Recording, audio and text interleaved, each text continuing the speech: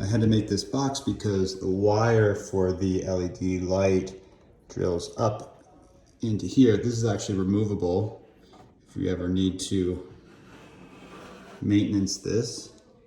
You have your wires, low voltage, 18 gauge stranded. You have Wago clips instead of any kind of wire nuts. More stranded wire that goes down through the wall. And then that pops out into the drawer.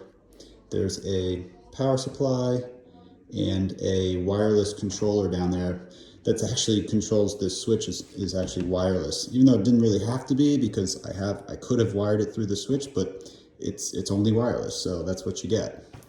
You could put this knob over here in a cover plate if you wanted to.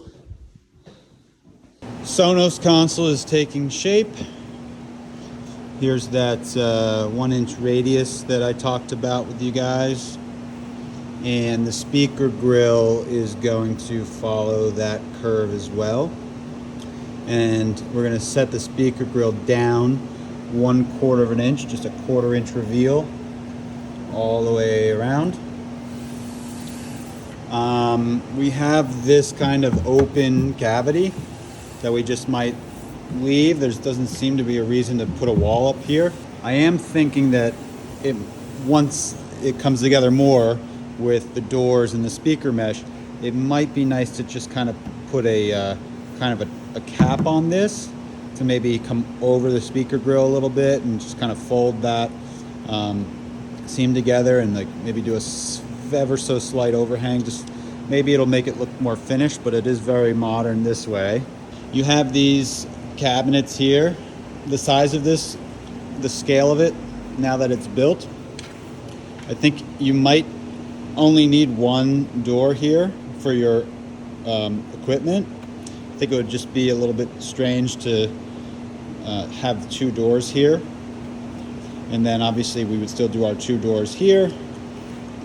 And this was only like 11 or 12 inches, so I actually didn't end up drilling any adjustable shelf pin holes, because if you want a shelf, we will just use small brackets to kind of divide this in half, but it's kind of a more usable space without another shelf in there.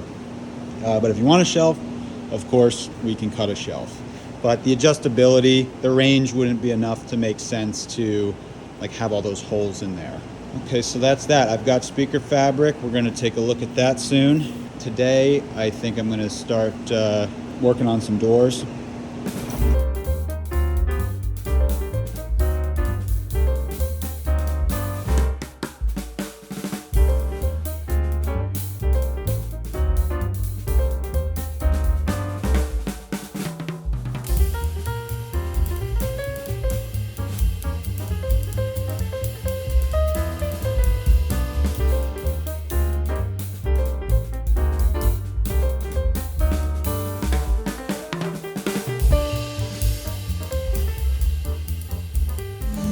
We've got the doors on, these false panels installed. The doors are inset, so you need a door stop. We chose to put a strip of white oak up here, and then we put a double bottom to this cabinet, so you don't have any kind of lip to be, things to sliding in and out to get caught on. So this folds right into there. The second floor, stop the door against a little cork bumper.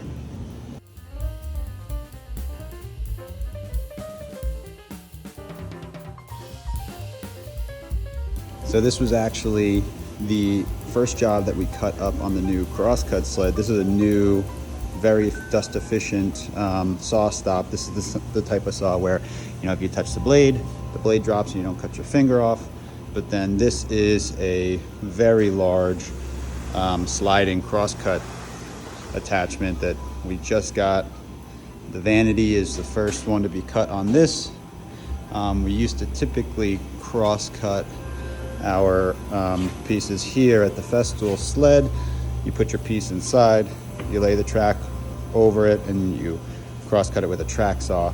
The problem is the track saw has a weak motor, and this has a 5 horsepower motor, so we could just essentially push the material through faster, which saves a lot of time. Hey Zazu.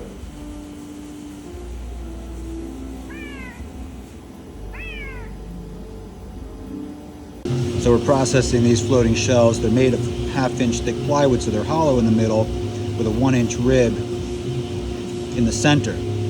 So we're beveling all 3 sides, and then that front piece is going to be double beveled as well, all glued together to make it look like one solid beam.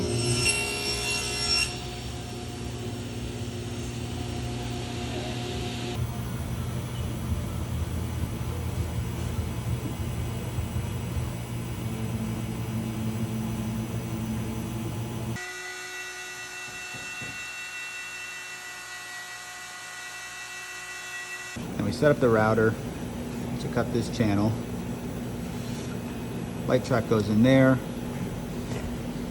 We chisel out the end so it's nice and straight. Put the lens cover on.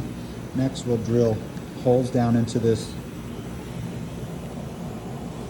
hollow shelf so that we can run wires out and down into the main cabinet where there'll be a power supply.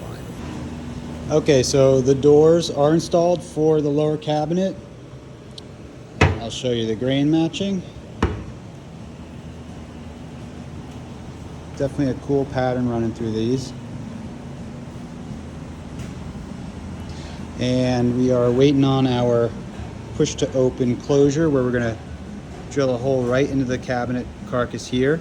And it's gonna be a sleeve with a spring pin that we can adjust the depth of it, so that when you can fine tune it so that when you push the door, it pops open for your fingers to get behind. So these are not going to have hardware. We're going to keep it just kind of this like slab look, and they're all going to be pushed to open. This center bay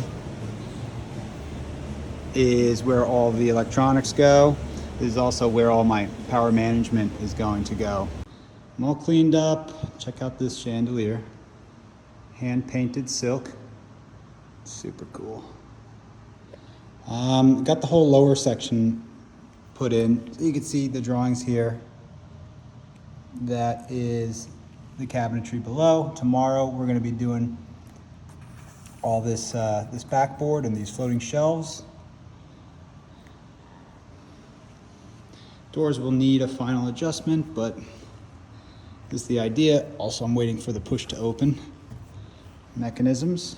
Little outlet in this one, and this middle bay, outlet and cable hookup, and down here we've got our transformer and our fuse box for the lights.